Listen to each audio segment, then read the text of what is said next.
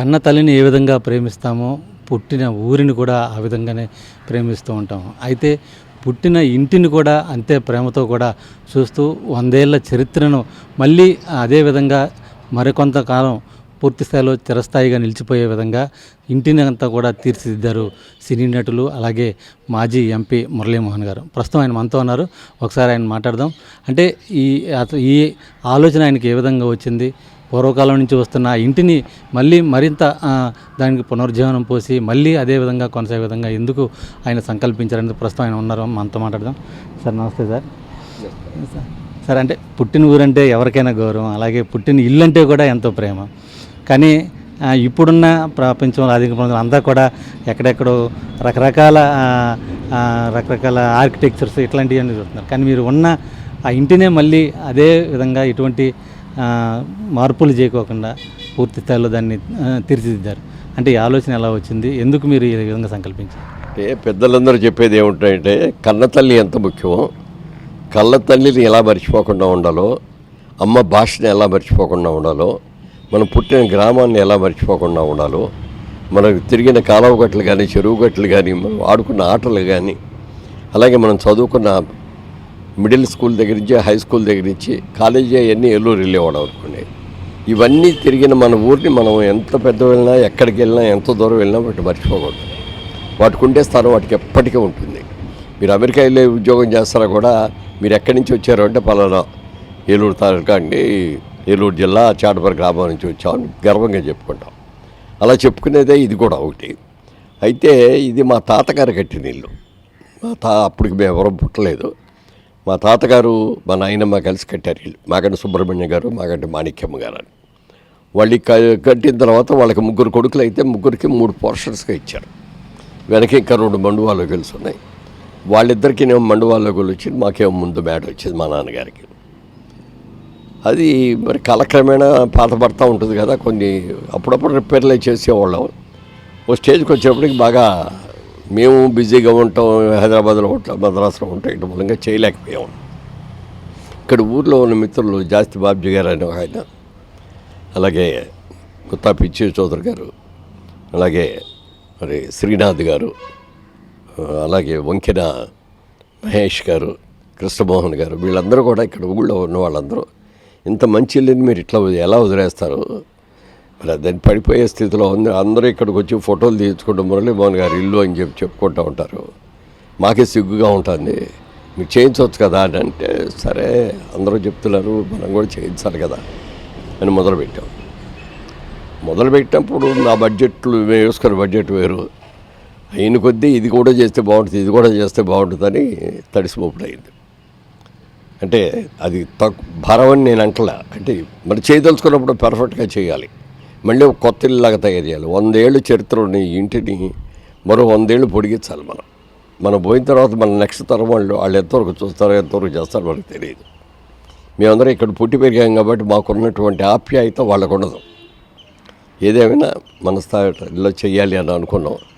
2.5 years పట్టింది మొత్తం ఈ వర్క్ అంతా. ఎందుకంటే పాత వర్క్ ఆ రోజుల్లో ఎక్కడ ఇందులో ఐరన్ కానీ సిమెంట్ కానీ కాంక్రీట్ కానీ ఎక్కడా లేదు. ఇదన్నీ కూడా సున్నంతో కట్టానమాట. ఇక్కడ ఇంటి ముందే సున్నపు గానుగుండి సున్నపు గానుగులో సున్నం ఆడిస్తూ ఆ సున్నంలో జిగురు రావటం కోసం బెల్లం వేసి కొడుగుడ్లు వేసి దానితో చెప్పి చేస్తారు. అలా చేసి కట్టిన ఇల్లు అనమాట ఇది. ఆ కట్టిన ఇల్లుకి కొంత క్రాక్స్ అక్కడక్కడ రావటం, అది రిపేర్లు వస్తే అవన్నీ కూడా మనం చేయిస్తామని మా స్ట్రక్చర్ ఇంజనీర్లు మాకు చేసేవాళ్ళని తీసుకొచ్చి చూపించే ఇల్లు. ఏమంటే దీన్ని ఏంటి మరి ఇట్లా చేయొచ్చా, డెవలప్ చేయొచ్చా, లేకపోతే తీసేసి డిస్మాంటిల్ చేసి మళ్ళీ కొత్తగా కడితే బెటర్ అంటే, లేదంటే బిల్డింగ్ చాలా స్ట్రాంగ్గా ఉంది. గోడలన్నీ ఆ రోజుల్లో 18 అంగుళాల గోడలు కట్టారు, చాలా బాగుంది. అసలు ఇదేం లేదు, అప్గ్రేడ్ చేయండి. ఆ రోజుల్లో సిమెంట్ లేదు కాబట్టి ఇదంతా కూడా మళ్ళీ చిప్ చేసేసి మొత్తం సిమెంట్ ప్లాస్టింగ్ చేసారండి బిల్డింగ్ అంతా. ఫ్లోరింగ్స్ మరి ఆ రోజుల్లో నాపరాళ్ళు అవి చేసేవారు కదా, ఇవాళ మోడర్నైజ్ చేసి గ్రానైట్స్ కానీ మార్బుల్స్ కానీ ఇవన్నీ వేయటం. అలాగే ఆ రోజుల్లో ఇల్లు బయట ఎక్కడో దూరంగా ఉండే ల్యాబరేటరీస్ అయిన ఇప్పుడు అటాచ్డ్ బాత్రూమ్స్ అనేది ప్రతి వాళ్ళకి అవసరం అయింది. అలా అటాచ్మెంట్ బాత్రూమ్స్ కానీ ఇవన్నీ కూడా చేసుకుంటే, అంటే కొత్తగా కట్టే ఇల్లు అయితే ప్లాన్ ఇచ్చేస్తారు డైరెక్ట్, దాని ప్రకారం అలా ప్రొసీడ్ అయిపోతాం. కానీ ఉన్న ఇల్లుని ఎలా డెవలప్ చేయాలనే దాని మీద ఎప్పటికప్పుడు ఇది వద్దు, ఇది తీసేద్దాం, ఇది పడగొట్టేద్దాం, ఇది కొత్తది కడదాం అని ఇలా అనుకుంటాం మూలంగా 2.5 years పట్టింది. ఇప్పుడు నిన్ననే దీన్ని గృహప్రవేశం చేసి 100 ఏళ్ళు పూర్తయింది. కరెక్ట్గా అప్పుడు కూడా క్రోధినామ సంవత్సరమే, మళ్ళీ ఇప్పుడు కూడా క్రోధినామ సంవత్సరంలోనే ఇది మొదలుపెట్టాము. ఇది నిన్న చాలా ఘనంగా చేసాం. ఊర్లో అందరూ కూడా వచ్చి చాటపుర గ్రామానికి ఒక అలంకారం చేశారు. మేమందరూ కూడా చాలా సంతోషంగా ఉన్నామని చెప్పి ఊరందరూ కూడా అభినందించి వెళ్ళారు. నిన్న ఊరందరికి కూడా ఇక్కడ మేము భోజనాలు అవి పెట్టుకొని ఒక పండగలాగా చేసుకున్నాం. మేము ఇక్కడికి వచ్చి ఉంటామా అనేది లేదు, ఎందుకంటే మేము ఉండేది మా వ్యాపారాలన్నీ హైదరాబాద్ కాబట్టి అక్కడే ఉంటాం. కానీ అప్పుడప్పుడు నెలకోసారన్నా ఇక్కడికి వచ్చి ఒకసారి కూర్చొని అందరినీ స్నేహితులు కూడా పలకరించుకొని, అలాగే దీన్ని సోషల్ పర్పస్కి దానికి వినియోగించాలి. మనం ఎక్కడ ఇచ్చి ఉండేది లేదు. ఇంత ఖర్చు పెట్టి ఇంత చేసిన తర్వాత దీన్ని నిరుపయోగం తాళాలేసి కూర్చుంటే ఉపయోగం లేదు. ఇది గ్రామంలో ఉండే వాళ్ళకందరికీ కూడా, విద్యార్థులకు కానీ, పెద్దలకు కానీ, పిల్లలకు కానీ ఏ విధమైన సహకారం వచ్చేటట్టుగా చేయాలి అనేది ఆలోచిస్తారు. 4-5 రకాల ప్లాన్స్ ఉన్నాయి. ఈ ప్లాన్లో ఏది అనేది ఒక 1 నెల రోజుల్లో ఫైనలైజ్ చేసుకొని అవి కంప్యూటర్స్ పెట్టి స్టూడెంట్స్కి, అలాగే హౌస్ వైఫ్స్కి, పెద్దవాళ్ళకి కూడా ట్రైనింగ్ ఇవ్వటమా, లేకపోతే ఏమిటి అనే దాని మీద రకరకాలుగా ఆలోచిస్తున్నాం. ఇవన్నీ ఆలోచించిన దాని మీదట తప్పకుండా ఈ కార్యక్రమాన్ని చేపడతాం. చిరస్థాయిగా మళ్ళీ ఇంకో 50 ఏళ్ళు 100 ఏళ్ళు ఇది ఇక్కడ ఉండి శుభ్రంగా జరిగేటట్టుగా చేసి ఇది గ్రామస్తులకు ఉపయోగపడేటట్టుగా చేయాలనేది ఆలోచనలు చేసాం. మా సగం ప్రయత్నం అయిపోయింది. ఇక మిగిలిన సంవత్సరం ఎలా డెవలప్ చేయాలి, దీన్ని గ్రామస్తులకి ఎలా ఉపయోగపడేటట్టుగా చేయాలి అనే దాని మీద మా ప్లాన్స్ ఉన్నాయి. పెద్దలందరితో కూడా ఇలా డిస్కస్ చేసి, మరి ఎలక్ట్రానిక్స్ ఐటీ బాగా డెవలప్ అయిపోయింది కదా, ఐటీ ప్రొఫెసర్స్ని వాళ్ళు కూడా పెట్టి వాళ్ళు ఇక్కడికి వచ్చి వర్క్ చేయాలి. ఇక్కడ ట్రైనింగ్ ఇవ్వాలంటే అలాంటి వాళ్ళందరూ కూడా చూసుకోవాలి. కాబట్టి 1 నెల 2 నెలల లోపల ఈ నిర్ణయాలు తీసుకొని అది అప్పుడు మొదలుపెట్టినప్పుడు మళ్ళీ మీ అందరికి కూడా చెప్తాం. ఆ రోజు మీరు అందరూ వచ్చి మీ అందరి విషయస్ కూడా చెప్పాలని, ఇది 10 మందికి కూడా ఉపయోగపడేటట్టుగా చేయాలని మా ఆలోచన. సరే, ఎలా అంటే మీకు సంబంధించి ఇక్కడ రూమ్స్ కానీ అవి కానీ అంటే ఇప్పుడున్న అంటే మీరు నిర్మాణ సంస్థలో ఇప్పటి నుంచి కూడా ఉన్నారు మొత్తం అంతా. ఇప్పుడంతా కూడా ఎవరికల్లా లేటెస్ట్ టెక్నాలజీ ఇట్లా రకరకాల అన్నీ కూడా అక్కడే ఇంట్లోనే ఉండేటట్టు చెప్తున్నారు. ఇక్కడ ఇది చూస్తే విశాలమైన గదులు మొత్తం అంతా, మధ్యలో ఈ వరండాకి సంబంధించి కానీ ఎలా అనిపిస్తుంది అంటే మీరు చిన్ననాటి గడిపిన జ్ఞాపకాలకు సంబంధించి కానీ ఇప్పుడు కానీ ఎలా అనిపిస్తుంది? అదే చిన్నప్పటి నుంచి కూడా ఇంట్లో ఉంటాం మనంగా. మా ఊర్లో మాది ఒకటి ఇల్లు, ఇంకో తాతగారు ఉన్నారు. మా తాతగారి బ్రదరు మాగంటి ఆంజనేయులు గారు అని, వారిది మా 2 మేడలు. మిగిలిన డాబాలు అవన్నీ చాలా ఉన్నాయి. అప్పటి నుంచి కూడా మా అమ్మగారిని అయితే మేడలో అమ్మగారు అనే పిలిచేవారు. నాన్నగారు ఆయన బిజినెస్లు, ఫారెస్ట్ కాంట్రాక్ట్స్, హైదరాబాద్ డిస్ట్రిక్ట్స్ ఇవన్నీ చేస్తే ఆయన అటు ఇటు తిరుగుతూ ఉండేవారు. అమ్మగారు మేము పిల్లలు అందరూ ఇక్కడ చదువుకోవటం, మేమందరూ ఇక్కడే ఉండేవారు. అందుకని ఒక గౌరవంగా వచ్చింది. అంటే మా తాతగారు వాళ్ళ మూలంగా రానివ్వండి, మా నాన్నగారు వాళ్ళ మూలంగా రానివ్వండి, మేమందరూ కూడా స్వాతంత్ర సమరయోధులు ఇక్కడ. అంటే మేము చిన్నపిల్లలు అప్పుడు. బట్ మా నాన్నగారు వాళ్ళు జైలుకి వెళ్ళి వచ్చారు, మా తాతగారు వాళ్ళు వెళ్ళి జైలుకి వెళ్ళి వచ్చారు. ఈ గ్రామంలో స్వాతంత్ర సమరయోధులు చాలామంది ఉన్నారు. బాగా అడ్వాన్స్డ్ విలేజ్, చుట్టుపక్కల ఏలూరు చుట్టూ ఉన్న విలేజెస్లో one of the most developed village Chatapura గ్రామం.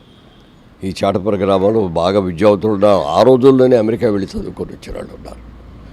ముఖ్యంగా ఈ ఊళ్ళో మాగంటి బాపిరెడ్డి గారు అని, ఇప్పుడు మా తాతగారి పేరు మాగంటి పెద్ద సుబ్రహ్మణ్యం గారు, అలాగే మాగంటి చిన్న సుబ్రహ్మణ్యం గారు అని కూడా ఉన్నారు. వారి బ్రదర్ మాగంటి బాపిరెడ్డి గారు అని, ఆయన కాంపోజిట్ స్టేట్ మనకు ఆంధ్రప్రదేశ్ లేకుండా మనం మెడ్రాస్లో కలిసిన రోజుల్లో ఆ రోజుల్లోనే ఆయన ఎమ్మెల్యేగా పోటీ చేసి ఆయన గెలిచి చాలా యాక్టివ్గా ఉండేవారు. ఆయన అమెరికా వెళ్ళి చదువుకోవడానికి వెళ్ళేటప్పుడు ఆయనకి పెళ్ళి అయింది. అప్పటికే ఆవిడ పేరు మాగంటి అన్నపూర్ణాదేవి గారు, ఈ ఊరి ఆవిడది కూడా. ఆవిడ ఇక్కడే పుట్టి ఇక్కడే పెరిగారు, పెళ్ళి కూడా ఇక్కడే జరిగింది. అది మా చిన్న తాతగారి అబ్బాయి చేసుకున్నారు. ఆయన చేసుకున్న తర్వాత వీళ్ళు అమెరికా వెళ్ళి చదువుకోవాలి, అమెరికా వెళ్దామని అనుకున్నారు. అప్పుడు అన్నీ రెడీ అయిపోయారు. అక్కడ అమెరికాలో కావాల్సిన బట్టలు అన్నీ తెప్పించాలని కుట్టించుకున్నారు. అప్పుడు విమానాలు లేవు, ఓడల్లో బొంబాయి వెళ్ళి బొంబాయి నుంచి ఓడలో వెళ్ళాలి. అలా వెళ్ళి బయలుదేరిపోయే రోజు ఈవిడ ఆగిపోయింది, అన్నపూర్ణాదేవి గారు. ఎందుకనంటే గాంధీ గారు స్వాతంత్ర సమరయోధుడుగా విజయవాడలో పెద్ద మీటింగ్ ఏర్పాటు చేశారు. దానికి వెళ్ళాలి నేను అని చెప్పి నేను తర్వాత వస్తాను మీరు వెళ్ళండి అని భర్తను పంపించేసింది. ఈవిడ అక్కడికి వెళ్ళింది. చూసి ఆయన స్పీచ్ చదివిన తర్వాత చాలా ఉత్తేజభరితలది. ఆయన దగ్గరికి వెళ్ళి అడిగేది, ఏమండి ఏలూరు రావాలి మీరు, ఏలూరు చుట్టుపక్కల స్వాతంత్ర సమర యోధులు చాలామంది ఉన్నారు, రండి అని పిలిస్తే ఆవిడ కోరికని తీర్చి అయినా ఏలూరులో వచ్చి ఏలూరులో పెద్ద మీటింగ్ పెట్టారు. ఆ మీటింగ్ జరుగుతూ ఉండగానే ఆయన ఇంటి దగ్గర నుంచి ఈవిడ అన్నపూర్ణాదేవి గారు ఆవిడ దగ్గర ఉన్న కాస్ట్లీ చీరలు, ఇంపోర్ట్ శారీస్ అవన్నీ కూడా తీసుకొచ్చి నడి రోడ్డు మీద పెట్టి అట్లన్నిటి కూడా తగలబెట్టేసి, ఇక్కడి నుంచే నేను విదేశీ వస్తువులు వాడను, ఖాదీ వస్త్రాలే కట్టుకుంటాను అన్ని నూరు కూడా ఆవిడే ఉడుక్కొని ఆ రోడ్తో చేసిన చేనేత చీరలు అయ్యి అట్లా కట్టుకునేది. ఆ రోజునే ఆయన గాంధీ గారికి మెడలో మంగళసూత్రం మాత్రం ఉంచుకొని మిగిలిన నగలన్నీ కూడా దాంట్లో వేసింది. అమ్మ ఏంటి ఆవేశం, వద్దు, ఆలోచించుకోవద్దు, ఇది అవసరం ఉండదు అది అంటే, కాదండి నేను సర్వైక దేశ స్వాతంత్రం కోసం పాటుపడతాను అని చెప్పి అట్లా గాంధీ గారు చాలా ఎక్కువగా ప్రేమించేవారు ఆవిడ ఇక్కడ ఈ చాడవర గ్రామంలో 1900లో అంటే 1900 సంవత్సరంలో మార్చి 10వ తేదీన నిన్నగాక మొన్న 10వ తారీఖున పుట్టారు ఇక్కడ.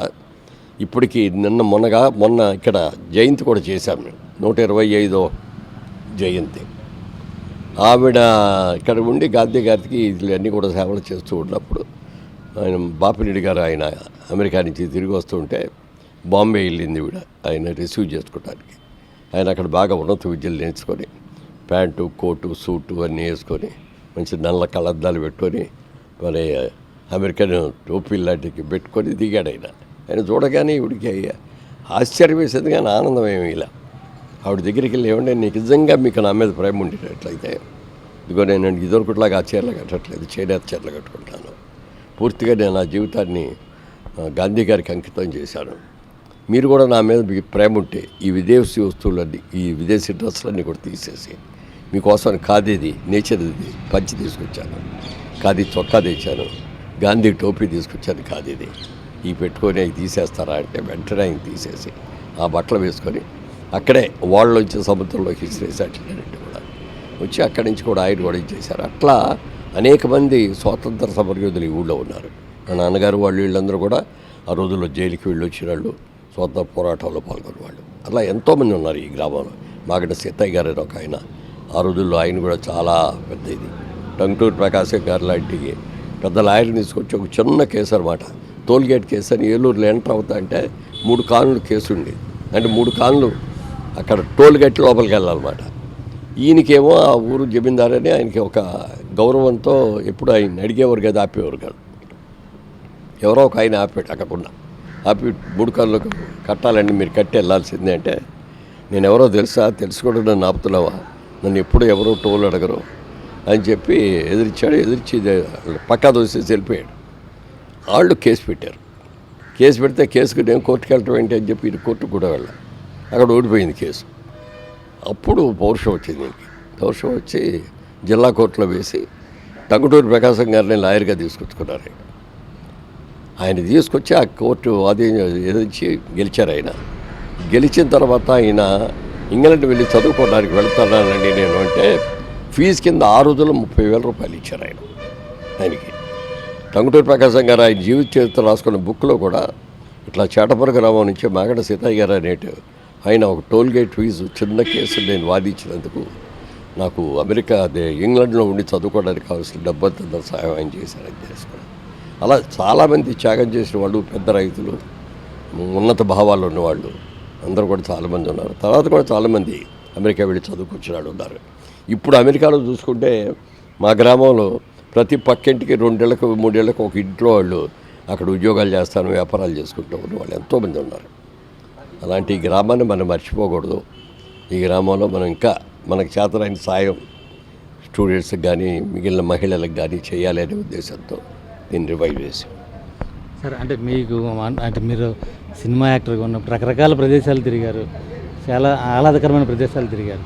కానీ ఇక్కడ మీరు ఇంటి దగ్గర పోతున్నప్పుడు ఇక్కడున్న మీ బాల్యమిత్రులు కలిసినప్పుడు ఉన్న ఆనందం ఎలా అనిపిస్తుంది?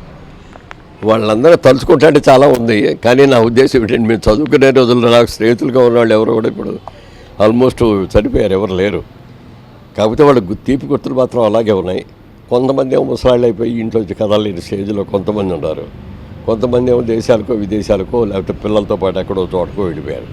అందుకని ఊర్లోకి వస్తే మమ్మల్ని పలకరిస్తారు, మాకు ఎవరు లేరు, వీళ్ళే మా మిత్రులు, వీళ్ళకే ఆ బాధ్యత అప్పగించారు. ఈ ఇల్లు రివైవ్ చేయటం ఇదంతా మీరు దగ్గరుండి చేయండి, నాకు వచ్చి కూర్చోడానికి వీలు లేదు అంటే త్రిమూర్తుల్లాగా మాకు కాలారి శ్రీనాథ్ గారు, అలాగే వంకెన మహేష్ గారు, మాగంటి కృష్ణమోహన్ గారు, వీళ్ళు ముగ్గురు బాధ్యత తీసుకొని ఇవంతా కూడా నిర్మాణ పనులు ఇవన్నీ కూడా ఈ 2.5 సంవత్సరాలుగా వాళ్ళే దగ్గరుండి చేశారు. మీరు ఇంట్లో కూడా చాలా ఉత్సాహంగా అటు ఇటు కలిగి తిరుగుతున్నారు, మొత్తం అంతా కూడా ఎక్కడికెక్కడ పర్సనల్గా అన్నీ చూసుకుంటాం. అంటే ఆనందం, ఆ ఆహ్లాదం మనసుకి ఏ విధంగా అనిపిస్తుంది? డెఫినెట్గానండి, ఇది చెప్పలేని ఆనందం.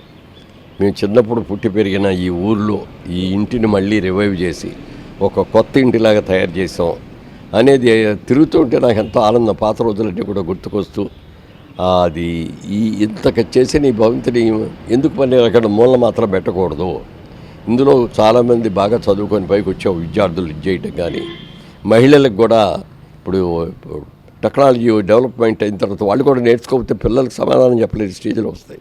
అలాంటి వాళ్ళందరూ కూడా ఇది చేయటం కోసం మంచి పని చేద్దామని ప్రయత్నంలో ఇది ఒక భాగం. ఇది మొత్తానికి చూసాం కదా, మురళీమోహన్ గారు ఏదైతే అటు సినీ నటులుగా దేశ విదేశాలని తిరిగి వచ్చినప్పుడు కూడా సొంత ఊరు అలాగే పుట్టి పెరిగినట్టు ఇంటికి వచ్చేసరికి ఆయన ఆనందం కూడా చాలా మనసంతా కూడా ఉల్లాసంగా ఉందని కూడా చెప్తున్న పరిస్థితులు అయితే కూడా ఉన్నాయి. అయితే సమాజానికి హితోహితంగా తన వంతు సేవ చేసేందుకు ఈ నివాసాన్ని అంతా కూడా వాడుకలోకి తెచ్చే విధంగా కూడా పనిచేస్తామని చెబుతున్న పరిస్థితులు కూడా ఉన్నాయి. ప్రసాద్తో శ్రీనివాస్, 10 టీవీ, చాటబర్ గ్రామం, ఏలూరు జిల్లా నుంచి.